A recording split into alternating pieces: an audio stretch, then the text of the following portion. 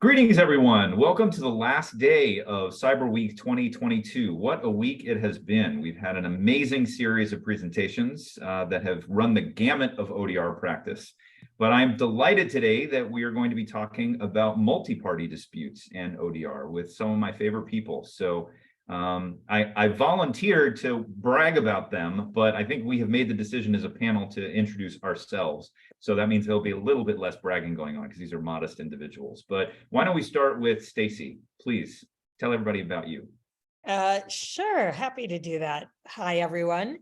My name is Stacy Smith. I am Managing Director at the Consensus Building Institute, and where I've been practicing as a mediator, facilitator, trainer, coach, etc., for a little over 23 years. And just to say a little bit about CBI, Consensus Building Institute. So we are a nonprofit organization. We're sort of an offshoot of the program on negotiation. CBI was founded by Professor Larry Susskind, who's a urban planning professor at MIT. And CBI was designed to be the public disputes practice area coming out of PON.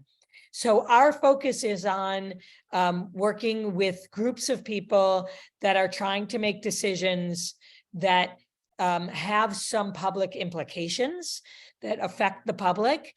Often one of the stakeholders or even client is a government entity of some form, anywhere from the local level, the regional level, the state level, federal level, or international level.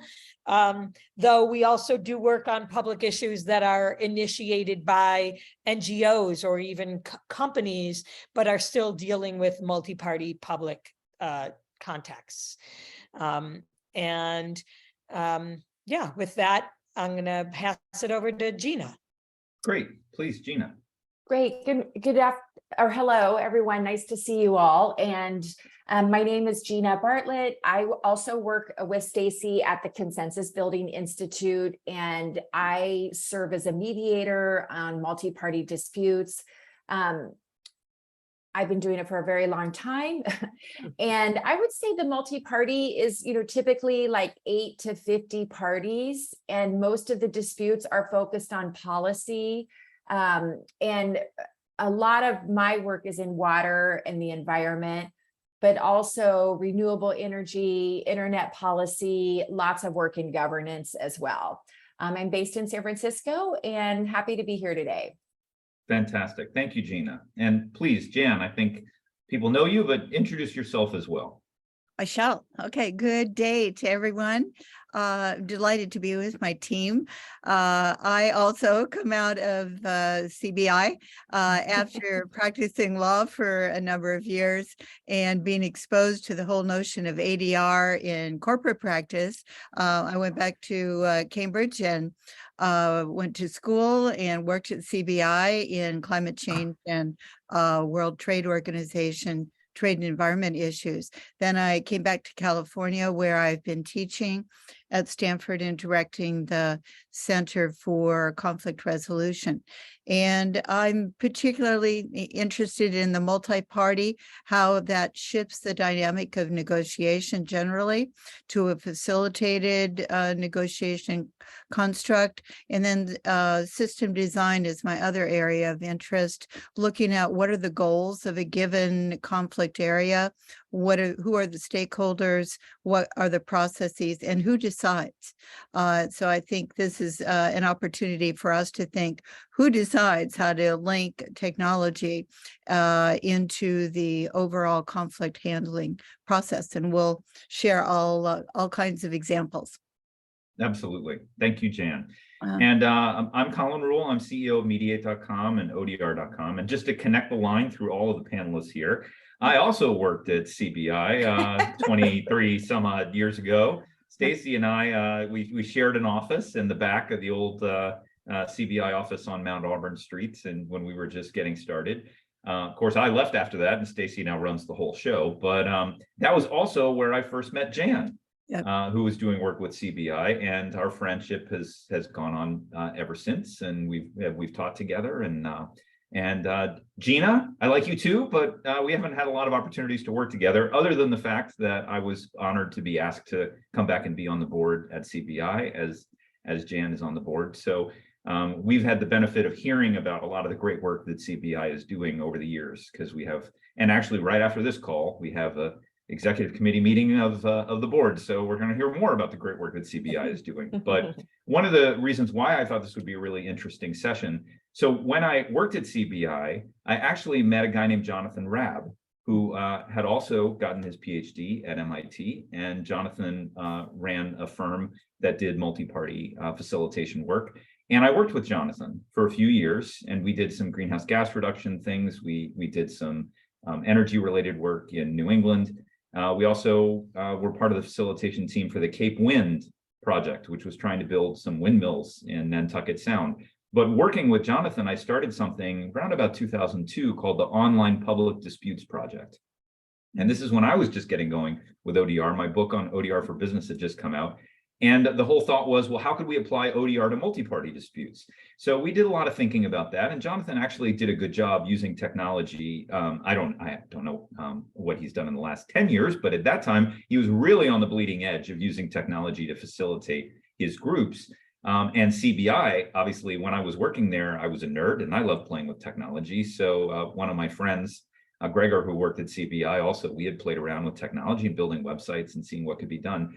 But I've left CBI. I'm not involved with any of the casework CBI is doing. And I'm so impressed with the work that CBI has done in integrating technology into these projects all over the world that the CBI staff have undertaken, particularly in light of the pandemic, because you can imagine the work that Gina and Stacy have described.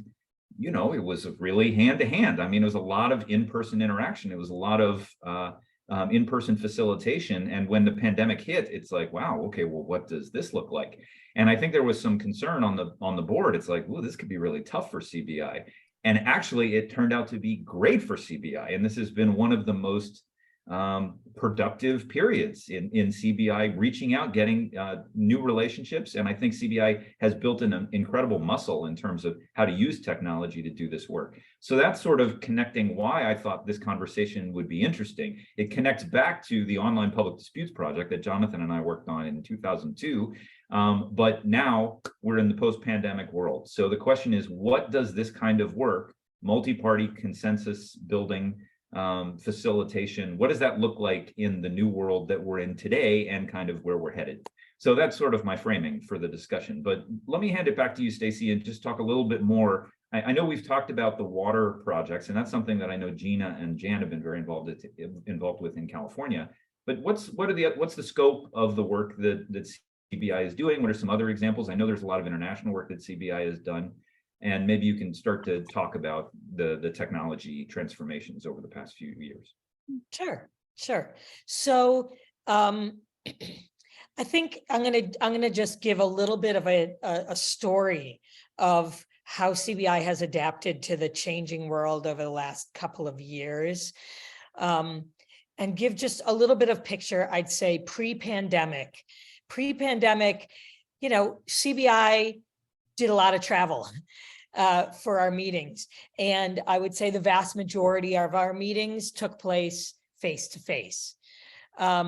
We did occasionally use technology at those face-to-face meetings.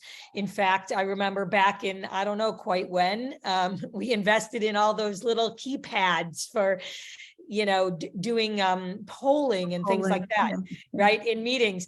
And then those quickly became obsolete because people could do it all on their cell phone. But, you know, so we did always try to keep a little bit up to date on, you know, what kind of technologies might we use, particularly in big public meetings, to really smooth out the conversations and get input from lots of people who are all in the same place at the same time. So I would say pre-pandemic, we had sort of a small toolbox of technological tools that we would use. We had a handful of meetings that might take place online for primarily because people didn't want to travel, couldn't travel, or didn't need to travel to do those kinds of meetings. But most of our big processes and meetings took place in person. Then the pandemic happened. And I'm going to just say sort of 3 categories of kinds of meetings that we do. And Gina, you could sort of add to this. We have, I think, a big amount of our work is ongoing advisory group or stakeholder group processes, where we help to develop a group of people who can represent all the key interests that are involved in a particular decision or dispute or process. And we work in sort of an ongoing way with that group, right? Whether it be for, 6 meetings or 6 years, we have some groups that I think have gone for over a decade that we're still working on, like the cleanup of the PCBs in the Hudson River.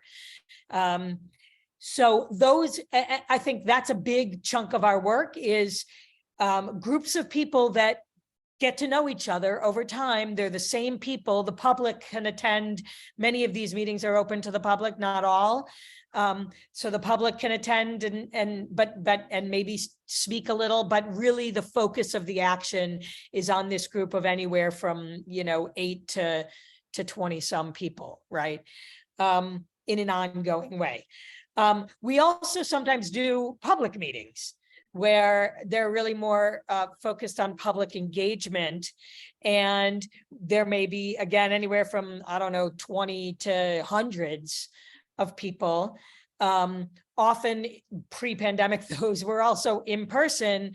But they're a very different kind of thing once you start to shift to online in terms of what kind of tools and things you have to use.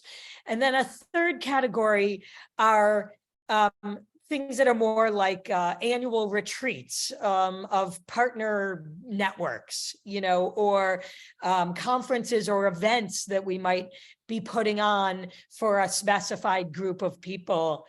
And sometimes those have been, multi-day affairs that when we shifted to online, really trying to figure out, oh my God, what do you do with when we used to spend 4 days in a room? Like 4 days on Zoom does not sound very appealing to anyone. So we had to come up with very different approaches to each of these types of contexts that we work in as we moved during the pandemic era to entirely online meetings. As Colin said, the pandemic hit and we were like, oh my God, what are we going to do? We were preparing for salary cuts across the board because who knew what was going to happen to our ability to do our work and our revenue. Well, none of that happened. In fact, it was, as Colin said, it was really the opposite. We were actually doing much more work. We were unfortunately working maybe a little bit more and replacing all of the time we would have spent traveling with trying to get up to speed on new tools, techniques, and strategies for how we do this effectively online, purely online. So now I think we're entering into sort of what I would call the post-pandemic era, which is maybe a little bit of what we're kind of seeing as the new normal. And I think I've been surprised to see how much remains online. I've had a number of, particularly my ongoing advisory groups, who, even though they may all be co-located within the same, 15, 20 mile radius, are like, yeah, we're all good online. Let's just stay there, right? I have had some others that have really wanted to get back into person, but most of those have now become, even those who want to go back in person have become hybrid, because there are still those people who really like or want to be to stay online. So they've really had more of a challenge to try to shift into more of a hybrid frame. I think public meetings, again, it's a mix of in-person and online. I think when they are more of a local issue, they are going much more back into person, I found.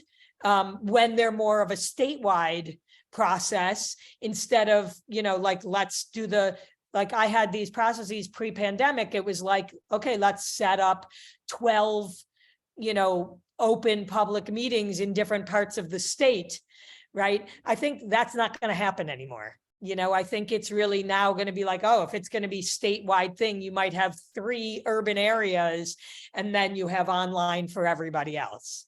And then these events and meetings, the sort of when relationships are really so much a part of what you're trying to do, I have seen those primarily go back to in-person as quickly and as much as they possibly can, right? Because so much of what they're even trying to do in those kinds of processes is build, maintain, and connect, right? We've seen that even in our organization, our annual retreat, like we just couldn't wait to all get back together in person and really prioritize that kind of activity. So that's just a little bit of a overview of what I've been seeing in terms of where people want to be in person or online. But let me stop there, open it to all of you, and to first maybe to Gina and Jan, and then open to all of you, and then we can from there get into a little bit more detail on, okay, what have we done when we are doing these online, given all the challenges that exist there, how have we adjusted to those? So, but before we go there, just any comments or thoughts people have about, Gina, if you want to add how things look going online or back in person, and Jan, anything you want to add there too? No, I think you did a great summary. Good overview. Yeah. Jan, why don't you just talk a little bit more about the work that you're doing? Obviously, it's outside of CBI, but how does it differ from what Stacy characterized? And if you've seen the same kind of trends occurring in the work that you're doing? Thank you. Yeah, thanks for the great setup, Stacy. I'm reorganizing my examples according to your plan. Working at the Gold Center, there were 4 examples that I thought implicated the issues that we're talking about, multi-party and use of technology. The first is definitely links with your number, I think 1, is dealing with the California Coastal Commission. So this is, they're dealing with all kinds of coastal policy and involvement of the public in making those policy decisions. And one of the examples that I noticed in pandemic, what's amidst the pandemic world, is that my former student, Louise Warren, who's general counsel for the Coastal Commission, often does what you just described, having a meeting in Northern California, Central California, and Southern California to get the input from the audience. And I asked her, we were particularly looking at the use of off-road vehicles and the environmental issues and the rights to property and access to the water and beautiful history issues. And I asked her, well, how has this changed in the pandemic? And she said, well, these meetings, as you described, now what used to be 10 or 20 people would show up and have their 3 minutes to share. Now there are hundreds of people who come online to the Zoom meeting. And so the voice has expanded tremendously, but that means the staffing and all the logistical accommodations have to adapt as well. So now if you had, even at 3 minutes times 200 people is hours and hours, much longer that the process needs to last. And rethinking what is the balance here between a goal of transparency and voice and joint agency around decision making and the technology enhanced capacity and how to manage that. And as with any system design, and who decides? So does the public, as the hundreds of folk, vote on let's go hybrid, let's show up in person? So I think unpacking the decision making around that policy of presence becomes a really important one. The second area I want to touch on a little bit that Colin and I teach off of is claims facilities. So most of us are familiar with the 9/11 process and Ken Feinberg's work about designing an algorithm to structure the compensation to those harmed and loss of life from 9/11, and finding the importance of voice and that opportunity for people to tell their stories, even if it doesn't directly link to the compensation. It is a value in itself. So I think thinking about how technology now could be used in that context. This would apply to any products liability, class action suit. I can see discrimination suit, class action would also fall. So can you gather data? And I think this is one of the issues that we talked about in our preparation, is data is increasingly becoming a tool for decision-making and public processes. And so thinking about, we can capture in an algorithm all these identifiers of our affected actors and stakeholders in the process, and thinking what that looks like. Is that a credible tool to contribute, and who participates in the design of that algorithm, and how is it used in terms of managing the data? And then the third example I wanted to talk a little bit about is where I have a student team that is working with the San Francisco Human Rights Commission, and we're looking at reparations for the African-American residents of San Francisco for the last 150 years, and all the housing and redlining and policies that have been enacted both in the public and private sector, and how in the consequences, and what does reparations look like? So again, who decides? The Human Rights Commission meets online, so everyone can attend and hear the different voices and inputs. So that's one way technology is being used, but perhaps another is the oral history of those who in San Francisco, whose lived experience is the core of the policies that need to be reformed in the city. So these are examples where both existing and prospective opportunities for using technology to capture a greater array of stakeholders and also imagine more imaginative processes that can feed into the goals of the designated community. That's great. Thank you so much, Jan. And Gina, I wanted to go to you because I know you shared some cases, some experiences you had with groups that made the transition into the pandemic and through the pandemic, you know, both that went well through the use of technology and maybe some that had some challenges. So do you want to share some of that as well? Yeah, I think one that I wanted to highlight builds on what Jan was just talking about, which is we were working with the UC California Breast Cancer Research Program, and this was when the pandemic hit, and we had to transition from a 45 national experts coming together for several days to doing the whole event online. And ironically, the online event was more effective and people enjoyed it more than our previous attempt at doing the same kind of body of work in person. And the primary reason was that there was so much complexity involved in these detailed research topics that they were developing and exploring, that the goal was to identify really innovative research topics that others in the field were not doing.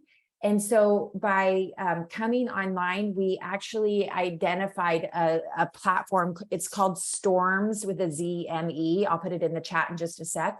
That really allowed this very cerebral group of 45 PhDs from around the country that had so much depth of expertise to be able to engage on the content in a really meaningful way. In contrast to what we had done in the previous round of generation of topics, was the group was so frustrated by even the facilitation because they didn't feel that the flip charts captured the depth and sort of the visual record keeping of all of the great ideas was inadequate to represent the depth and breadth of the content that they wanted to kind of contemplate and talk about. So we used this great software platform where everyone was able to build on initial work, add detail. They could work on it on the breaks overnight. People like dove in and added more. And then we were able to process all that information and help the group rank the different topic areas, prioritize, and then select what would move forward. So anyway, that's an example where I feel like, ODR was a much more effective tool than actually being in the room. And it was really eye-opening for the organizers as well as the facilitation team. The other example I wanted to highlight, which I think it's pretty basic what the group was able to do, but I had a negotiation where we were going to be meeting for 6 weeks, every week in a hotel overnight, to work out a very complex agreement around a group of 6 parties, 2 county governments, a federally recognized tribe, a water agency, and a conservation organization, and all of their attorneys. And we were going, which is a very active participant group. And so we had to shift everything to online, and we met every week for 6 weeks. They were successful. And it's interesting. I think there's a couple ahas here. One is that their relationships were already existing. So they were a group that knew each other, and they were just at a critical milestone where they had to do this heavy lift of work. And it was a deal breaker assignment. If they couldn't work out this agreement, and it was on the feasibility of trying to take ownership of a hydroelectric facility. And so, they had the relationships, and I think that was a really key component. I also think, I should just characterize, this was the A team. These were like super smart people, excellent attorneys, great policy people, great technical people. So those 2 ingredients, I think, were really like essential to success.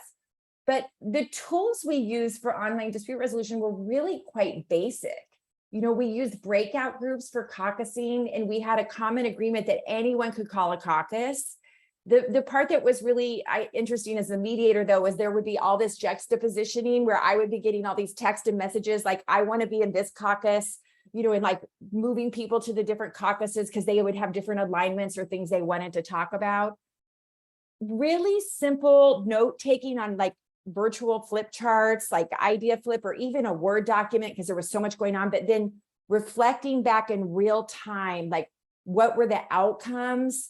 What were the working agreements that folks needed to work on, or where we were kind of at that moment. And so using pretty simple techniques to help them anchor in what they were understanding. And I think that's the last point I just wanted to observe from a practice standpoint, is that I think having different ways to share information and communicate back, I think it's just really essential.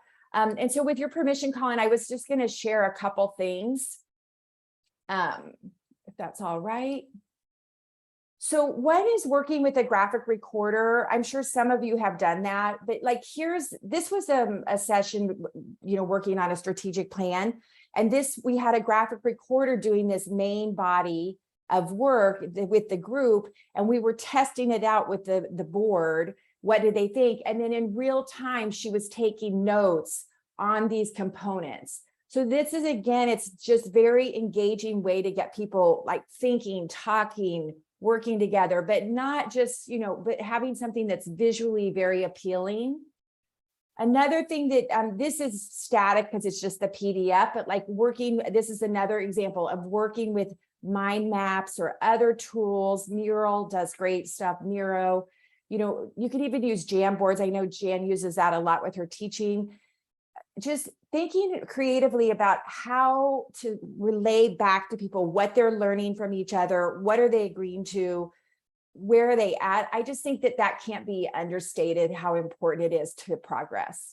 So that was my main takeaways I wanted to share. It's great. We just did a conference at Mediate.com a few weeks ago about mental health and mediation, and our keynote was Temple Grandin, and she just released a book called Visual Learning or Visual Thinking. And it was all about how some people really need the visual to, understand things. And I love what you're saying there, Gina. I think she talks a lot about word people. Word people, they like writing. They like writing paragraphs and writing documents and writing memos. And, they say, why doesn't everybody submit? But, visual thinkers, that's not the way they process. So I love that idea of having that graphical component. And I think, it could be the same information that you've got in a document format, but different people can interact in different ways, and it may improve their engagement. So that's very interesting. One of the things that I recall from my work with Jonathan was a lot of these processes, they involve very complicated scientific and technical information.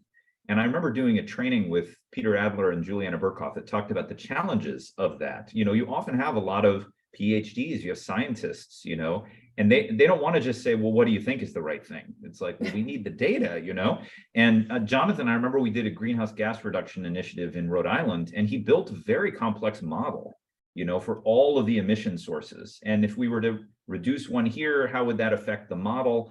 I just wanted to ask, Gina and Stacy and Jan as well, is that something that you've integrated? Another thing that we did in the Cape Wind project was there was a lot of debate about what it was going to look like. What are these windmills going to look like out in the water? So we actually brought in a consulting firm that used 3D modeling software, and like, this is how big they are, and this is how far away they're going to be, and this is what they're going to look like from all the beaches, from Cape Cod and from Nantucket and from Martha's Vineyard. And you could see it, like they would give you a video, as opposed to all the people that, the people who were opposed thought they were going to be huge on the horizon, and the people that were supported it thought they weren't even going to be visible. But like, that's another way to use technology in a way to kind of get a breakthrough in some of these discussions. So I just wanted to ask also, how has the move to online and the use of technology, because you're already dealing with disputes that involve so much data, Gina, your comment about this expert group and how does that fit in to some of these new interaction environments? Yeah, well, I think the modeling is really, value add by and large in most efforts that I've been involved in, and they can add breakthroughs, right? Like they can add breakthrough agreements because the modeling allows, a type of scenario planning or creative thinking through machines, right? It's incredibly helpful. The hard part in my experience with modeling is people just love models, right? They just love having things cranked out, and it's just going to answer all their questions. And it's just like, oh, now we know what to do, And so I think, really helping groups think realistically about the modeling outputs. And I'm thinking not so much in visual scenario planning, but more kind of numbers crunching outputs around, like I do a lot of work in water. So it's a very common approach to think about demand and supply. But thinking about like, this is one information piece. How do we integrate it in? How do we tie in the uncertainty of climate? It really helps people think, but it has to be contextualized and be one piece of information that's then ground truth in the pragmatic. And so I think that's the one piece that sometimes folks really struggle with. And I think that that's one thing that mediators can really help marry the value of those tools with the on the ground folks who really think strategically about their application and how that informs an agreement. Stacy, please. Yeah, I could give just a very different kind of context. Actually, a meeting that we ran recently, working on the redevelopment of a cleaned up Superfund site, where we tried to bring in members of the community to understand what they really cared about in order to try to integrate ecosystem services into the redevelopment of that site. And so what we did is collected a whole series of images, right? Because just asking people like, do you like pollinators? Like your average person is like, huh, right? So it was really more by using all these different images and getting a sense of like, which of these images do you like better, right? Do you like broad open pathways?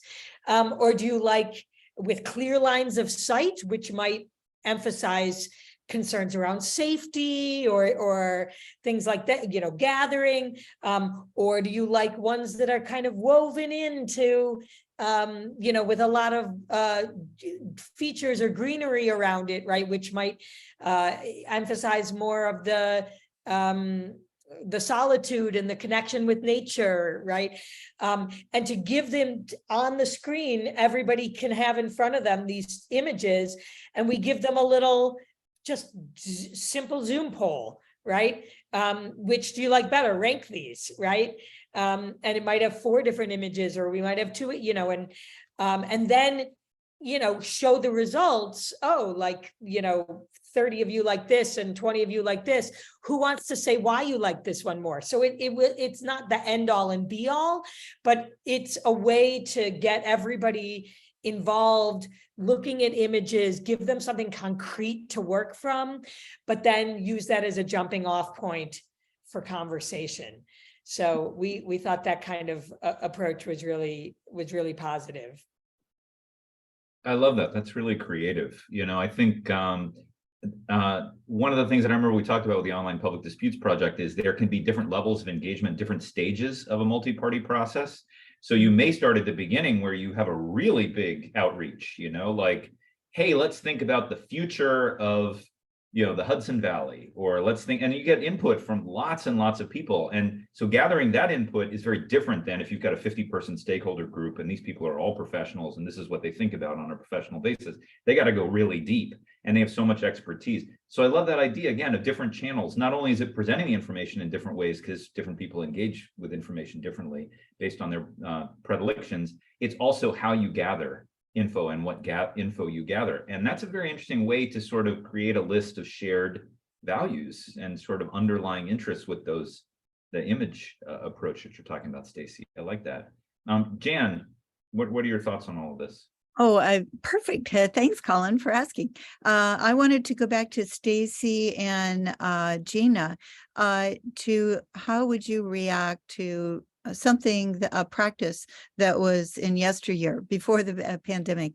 I'm thinking of the Marine Mammal Protection Act, and there were a lot of hearings up and down the coast trying to gauge how to do effective conservation. And one of the tools they used and a concept the scholars came up with was the notion of collaborative learning and how important it was for people to all understand who's on first and what are the issues and how can they be integrated in a model of some kind. So if we increase the commercial space on the coast by 100 miles, what's the consequence for the recreational fisher people and the conservation people? And so the notion of collaborative learning was a topic of one of my doctoral students' work.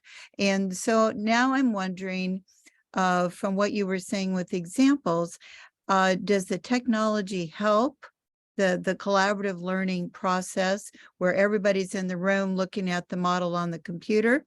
Or how important is the human element? And it suggests from the UCSF example you gave, Gina, that maybe online is better. but I'm wondering about the human relationship between the conservationists and the government agencies and all the different stakeholders. Do you have a way of sorting that? Under what conditions is this technology going to enhance the collaborative learning? What do we need to watch out for? I mean, I would say the immediate topic that comes to mind with that, that's an interesting question, is trust. You know, because often the technologies, you know, there can be differing variables, like differing viewpoints on whether or not the technology itself is trustworthy. And so, you know, the example I gave for the breast cancer program, it was just a platform that was recording the information that the group was generating. The example that, you know, where there's data, a set of assumptions that is going into a model that is generating outputs to inform decision making.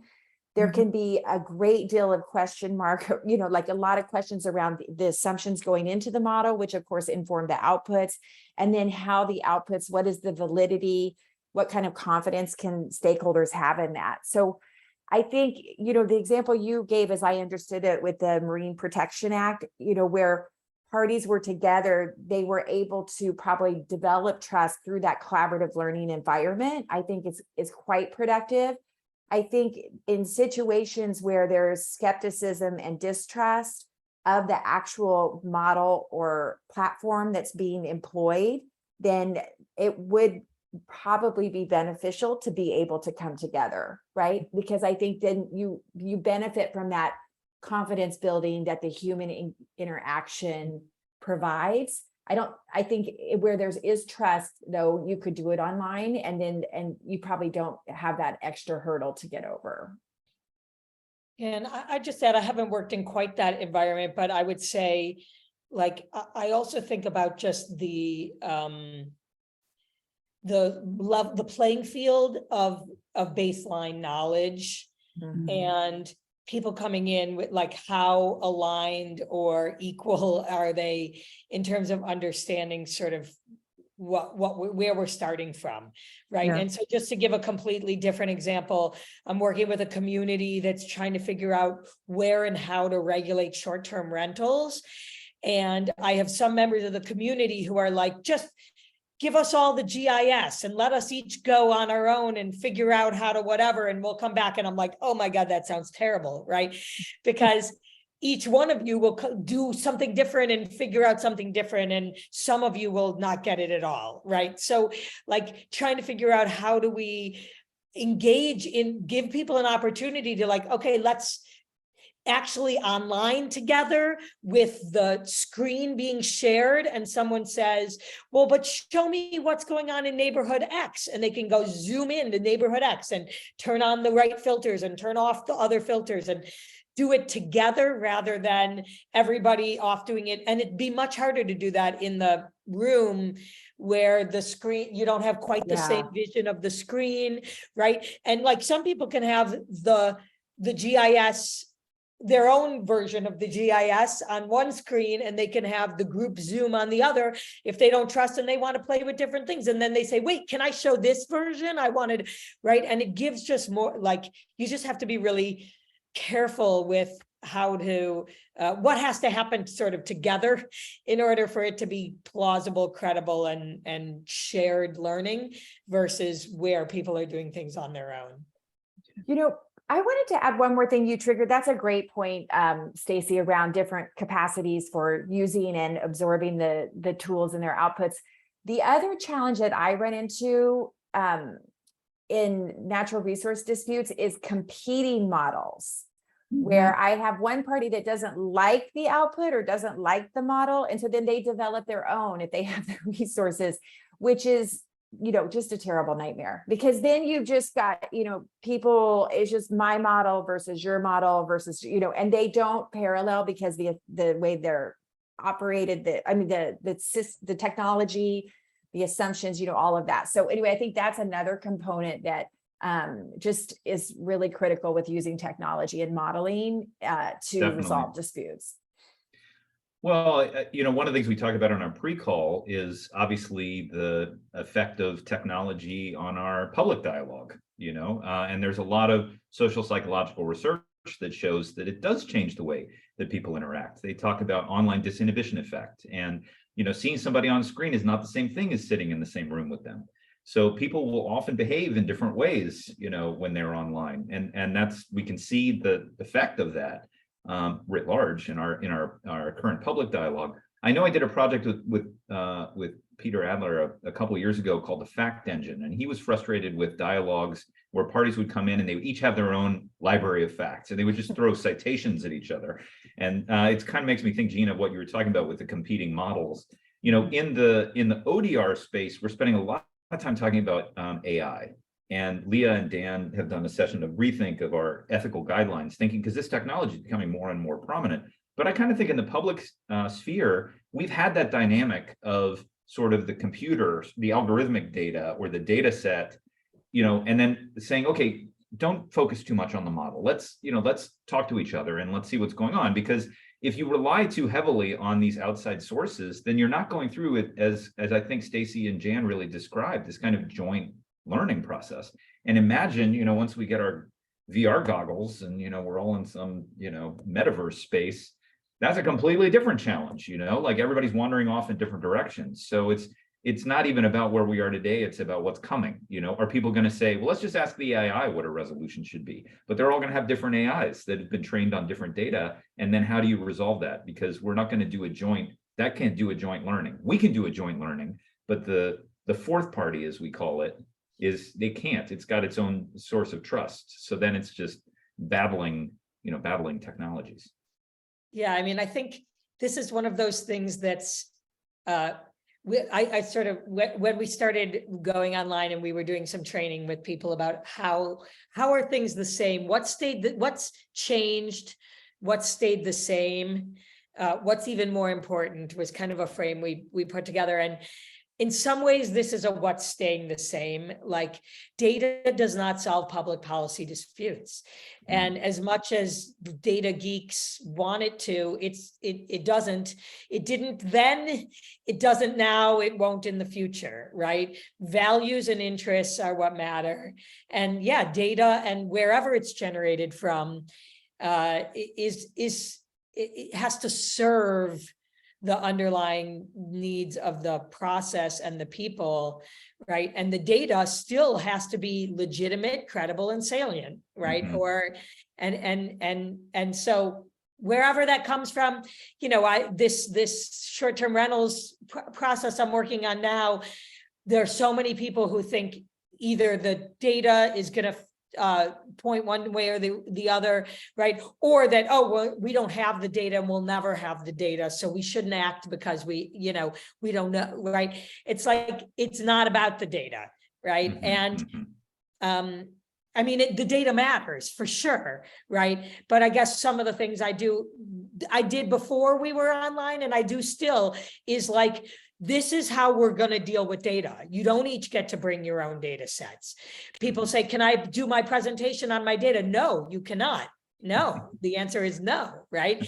You can do your presentation on your data to our agreed on data expert, and they can do their thing to the agreed on data expert, and the agreed on data expert can then present to the public whichever pieces of those work, right? Like it's just not gonna solve the problem. I love that. That resonates with my experience at eBay, where we had petabytes and petabytes of data, every click, every visit. So if you have a little bit of the right data, it can create clarity. It can help move things forward. But if you have a lot of data, you're in big trouble, because you can validate any perspective in that much data. And you just spend all this time in analysis paralysis with everybody's trying to chew through this massive mound of data. So I love that. That's a big insight. We can't let the data and the algorithm, displace what we know we need to do, which is that joint learning. Okay, well, let me open it up because we only have 10 minutes left. Any comments or questions or thoughts from everybody who's here on these topics? Please, Wendy. Well, I have 17 questions. But thank you. This has Well, we been have 10 minutes, so you have 25 wonderful. seconds for each question. Okay, I do have several, but I won't ask them all. Don't worry. One, I just wonder about the power balances, the participation, all of that relative to hybrid, a hybrid way of meeting or, decision making, whatever. I'm very involved. I'm long been involved in local government. I'm quite active following things here in my city, and we haven't moved to hybrid yet. And I actually was on a committee 10 years ago here that it called best practices in local decision making. And we made all these recommendations, one of which is the city council meeting room is absolutely horrible for public meetings, but that's what we have. Any rate, so I just have a question about hybrid and the effectiveness and the power imbalances from people in the room versus that. And I'll just ask my second question, just throw it out there and I'll be quiet. I work also, I'm a FEMA ADR person and a USPS ADR person. And I'm wondering if any kind of evaluation is being done, and there, FEMA's moved back to in person for the most part. But I found when I was last virtually deployed, finding that the workforce, I was surprised because I had this sort of opportunity to talk about how they feel about going back out into the field. And I thought they were looking forward to it or whatever, but most people said how much more effective they were, depending on what their duty was. So I'm wondering if any of you have been involved in evaluations of federal, local, state agencies, whatever, about the effectiveness of staying and saving great amount of money, staying virtual versus working together. I hope that meets the topic of our presentation today. And by the way, you're all terrific, and I've learned so much, and thank you so much. I'm glad I'm here. All right, well, let me take the hybrid one quickly, just to say, we've been having lots of conversations about this as an organization. The shortest answer is hybrid is actually harder than either virtual or in person. And it's kind of our third choice most of the time. I'd rather be in person or virtual than hybrid. And I think that's kind of true everywhere. And the one insight that I think we've had is you absolutely have to have the technical setup. So for me to even, I'm working now on I have a group that's virtual that I want to bring face-to-face, but I know not every member of the group will be able to be face-to-face. Is it worth bringing, 8 of the 9 of them together and trying to find a way to integrate this 9th person? I think, yes, as long as we're doing it in a room that is fully set up for hybrid meetings. It's got to have the audio, it's got to have the visual, it's got to have it's got to have all the tools. So trying to just throw something together that's hybrid, bad idea. That's been our experience. It's just a lot more work, and it really, really requires the right technology. On your question on evaluation, my answer is simple, because no, we haven't done any evaluation of that. It seems very interesting. And I think evaluation of these processes is always challenging. What are we basing it on? Because sometimes the power shows up years later in the fact that they didn't need dispute resolution next time, right? So we might have taken a lot longer, cost more money to get this resolved, but we find out that they've never needed another mediator. So how do you evaluate that? But that's just sort of my 2 cents on the challenges of evaluation. Yeah, I don't know of any evaluation either. Jan, you might. Yeah, it really, you might think I should know, but the Pew study was probably the most comprehensive, just looking at ODR processes. But I think the kind of data that is specific to an agency or even in particulars, I don't think it's there yet. But Dan or Leah may know. Well, Leah, I saw you had your hand up. What did you want to say? was a fabulous panel. Thank you so much. I admire all the work that you're doing and have done. Thank you. I'm wondering, I'm trying to bring an EJ, environmental justice lens to the conversation, and I'd love your thoughts, your experience, or your suggestions. I'm wondering whether the use of technology can enhance the possibility for more fuller participation from vulnerable or marginalized communities, EJ communities. I'm also wondering whether, harkening back to Jan's point about data, that algorithms and the way many scientists frame what's considered data doesn't match the reality of lived experience. And so, is there ways in which the use of technology can bring in a broader sense of what data is, or does it inhibit it, or both? Just thoughts from the EJ community's perspective. Interesting questions. I would say on the EJ, does it enhance or take away from EJ's ability to participate? I would say that there is a real upside, which others experience as well, which is that it's so much cheaper to participate because there's no need for travel. So I think that's probably the upside. I think the downside is, I know, do EJ participants have the right technology to be able to engage effectively, and the bandwidth, for example, with their internet provider or even internet service, as well as the hardware to just engage effectively. And I think that's where it falls off, right? Because if someone is only on the phone, they don't get, it's sort of like the hybrid, right? They don't necessarily get the same attention. Like the mediator has to really be thoughtful about that. Yeah, so those are just my thoughts on that. As far as broadening the data, I'll pass that to someone else. I need to think about that a little more. Yeah, I mean, I think I'm just trying to think how this is different for technology. Like, does technology help do that? Right? Because to me, it's a question of listening to people's voices, getting stories, right, on the table, and accepting the validity of stories and experience equivalent to data. And all I could think is like really well done surveying that can actually help, that can use technology to better get a wider range of people's stories and experiences. But I know that there's been some of that with like some of the work I did on Cape Cod around wastewater management for the Cape. They had one of those platforms where they try to get more members of the public, and they try to make it a fun game for people to come in and do a little activity that shows about their preferences and needs and like personal connections to things. And that seemed to actually, it seemed to be really valuable to showcase up against whatever the data was and sort of complement that data. So I think there are definitely ways to do that.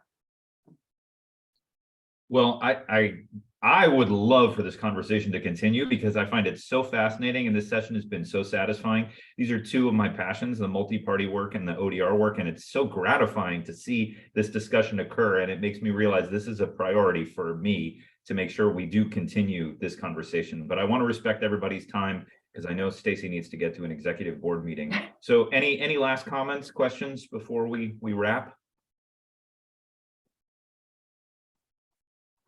Okay, well, thank you very much. I'd like to really thank Stacy and Gina in particular for taking the time to be with us this Cyber Week.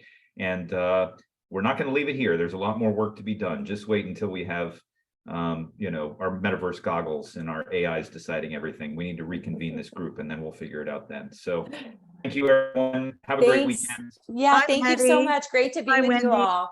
Have a Bye. great day. Bye, everyone.